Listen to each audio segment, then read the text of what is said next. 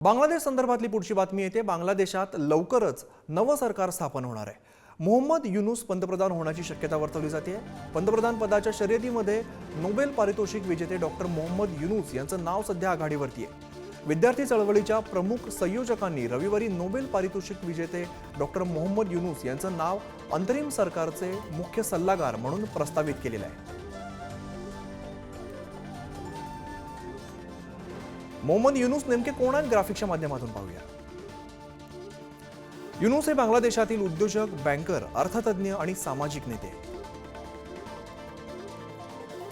गरिबी निर्मूलनासाठी केलेल्या विशेष प्रयत्नांसाठी युनूस यांना 2006 मध्ये शांततेचा नोबेल मिळालेला आहे। युनूस यांनी 1983 मध्ये ग्रामीण बँकेची स्थापना केली, जी गरीब लोकांना लहान कर्ज देते।